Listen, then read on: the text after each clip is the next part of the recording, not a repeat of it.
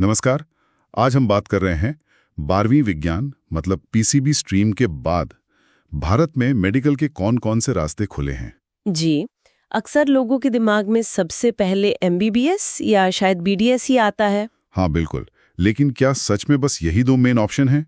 हमारे पास एक काफ़ी डिटेल्ड लेख है जिसमें कई सारे कोर्सेज, उनकी ड्यूरेशन, फीस, सैलरी, करियर सब कुछ दिया है। सही। और आज हम बस लिस्ट नहीं दोहराएंगे, बल्कि कोशिश करेंगे ये समझने की कि इनमें से कौन सा रास्ता किसके लिए सही हो सकता है।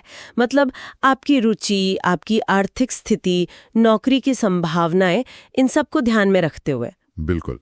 तो चलिए शुरू करते हैं सबसे पॉपुलर चॉइस से ही, एमबीबीएस और बीडीएस। इनका रुतबा तो आज भी अलग है। हाँ, वो तो है। एमबीबीएस यानी bachelor of medicine and bachelor of surgery, ये पूरा 5.5 साल का कोर्स है। इसमें 1 साल की इंटर्नशिप भी शामिल है। अच्छा, इंटर्नशिप मिलाकर 5.5 साल। जी। और BDS bachelor of dental surgery, वो 5 साल का है। और दोनों के लिए ही वो मुश्किल वाला एग्जाम नीट यूजी जरूरी है। हाँ, नीट तो कंपलसरी है। और कंपटीशन, वो तो आप जानते ही हैं, बहुत ज्यादा है।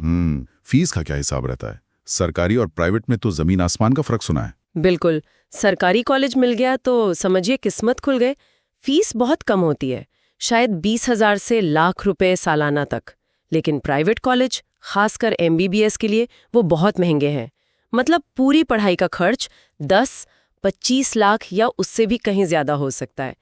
एनआरआई कोटा तो करोड़ों में जाता है। बाप रे, ये तो बहुत बड़ा इन्वेस्टमेंट है। तो क्या कमाई मतलब शुरुआती सैलरी वगैरह वो इस इन्वेस्टमेंट को जस्टिफाई करती है? देखिए, एमबीबीएस के बाद शुरुआती सैलरी 6 से 12 लाख सालाना हो सकती है। और अगर स्पेशलाइजेशन कर लिया जैसे एमडी या एमएस, तो कमाई काफी बढ़ जाती है। अच्छा। बीडीएस में शुरुआत 3 से 8 लाख के बीच हो सकती है।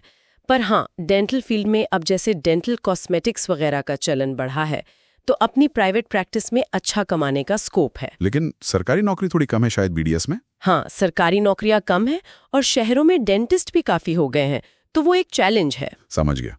तो मतलब सिर्फ डिग्री नहीं, आगे का रास्ता और मार्केट सिचुएशन भी देखनी पड़ती है। अच्छा, एमबीबीएस बीडीएस के अलावा ये जो आयुष कोर्सेज हैं, आयुर्वेद, होम्योपैथी वाले, बीएएमएस और बीएचएमएस। हाँ, बीएएमएस यानी आयुर्वेद और बीएचएमएस यानी होम्योपैथी, ये भी 5.5 साल के कोर्स हैं। और अब तो ज्यादातर राज्यों में इनके लिए भी नीट जरूरी हो गया है। अच्छा, इनके लिए भी नीट? जी। बीएमएस के बाद सैलरी रेंज लगभग 3 से 6 लाख और बीएचएमएस में 2.5 से 5 लाख सालाना हो सकती है शुरू में। आयुर्वेद को सरकार से भी काफी सपोर्ट मिल रहा है और लोगों का रुझान भी बढ़ रहा है वेलनेस की तरफ। अपना क्लिनिक खोलने के मौके अच्छे हैं। पर क्या इनकी एक्सेप्टेबिलिटी मतलब मॉडर्न हॉस्पिटल्स में या इंटरनेशनल लेवल पर उतनी है जितनी एलोपैथी की? ये एक जरूरी पॉइंट है। भारत में तो पॉपुलैरिटी बढ़ रही है, पर मॉडर्न हॉस्पिटल्स में इनकी भूमिका अभी भी थोड़ी सीमित है और ग्लोबल रिकॉग्निशन भी कम है। होम्योपैथी के साथ वो साइंटिफिक वैलिडिटी वाला सवाल भी कभी-कभी उठता है, तो ये चीजें ध्यान में रखनी चाहिए। ठीक है। अब आते हैं कुछ ऐसे कोर्सेज पर जो शायद उतने ग्लैमरस ना हो पर जिनकी जरूरत बहुत है, जैसे फिजियोथेरेपी, बीपीटी। बिल्कुल। बीपीटी बैचलर ऑफ फिजियोथेरेपी 4.5 साल का कोर्स। इसकी डिमांड हॉस्पिटल्स में, स्पोर्ट्स इंजरी में, रिहैबिलिटेशन सेंटर्स में जबरदस्त है। हाँ, आजकल फिजियो का रोल बहुत बढ़ गया है। बहुत ज्यादा। इसके लिए या तो स्टेट लेवल के सीटी होते हैं या यूनिवर्सिटी के अपने एंट्रेंस टेस्ट, कभी-कभी नीट के स्कोर पर भी एडमिशन मिल जाता है। सैलरी शुरू में 3 से 7 लाख सालाना हो सकती है और विदेश में वहां तो बहुत अच्छे अवसर और कमाई है। और नर्सिंग, बीएससी नर्सिंग, इसके बारे में तो सुनते हैं कि विदेशों में बहुत मांग है। हाँ, ये बिल्कुल सच है। 4 साल का कोर्स है बीएससी नर्सिंग।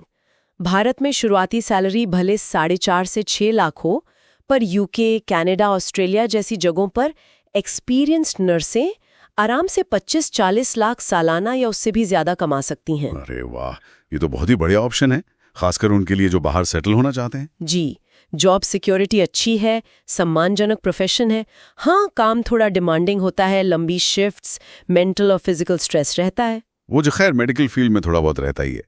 अच्छा, और ये जो पैरामेडिकल कोर्सेज होते हैं जैसे लैब टेक्नीशियन, रेडियोलॉजी टेक्नीशियन। हाँ, एलाइड हेल्थ साइंसेज या पैरामेडिकल, ये बहुत जरूरी हैं। इनमें कई स्पेशलाइजेशन है, MLT यानी lab technology, radiology, operation theatre technology, cardiac care, dialysis technology, बहुत सारे हैं। इनकी ड्यूरेशन कम होती है शायद। हाँ, ये 3 या 4 साल के कोर्स होते हैं और अस्पतालों में इनकी ज़रूरत हमेशा रहती है। फायदा ये है कि आप जल्दी कमाना शुरू कर सकते हैं। रोजगार की गारंटी लगभग पक्की है। सैलरी रेंज क्या रहती है इनमें? शुरुआत में 2 से 6 लाख सालाना के बीच। हाँ, ये ज़्यादातर सपोर्टिंग रोल होते हैं, तो करियर में बहुत आगे बढ़ने के लिए फिर आपको आगे पढ़ना पड़ता है या स्पेशलाइजेशन करना पड़ता है। ठीक है। और अगर किसी को जानवरों से प्यार है तो? वेटरनरी साइंस, उनके लिए BVC, bachelor of veterinary science, ये भी 5.5 साल का कोर्स है और एडमिशन नीट से ही होता है। इसमें सरकारी नौकरी भी मिलती है और प्राइवेट प्रैक्टिस का भी अच्छा स्कोप है।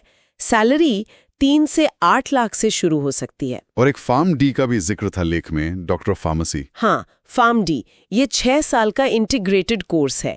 ये क्लिनिकल फार्मेसी और रिसर्च में जाने वालों के लिए अच्छा है। दवा कंपनियों में, ड्रग सेफ्टी में इनकी डिमांड है।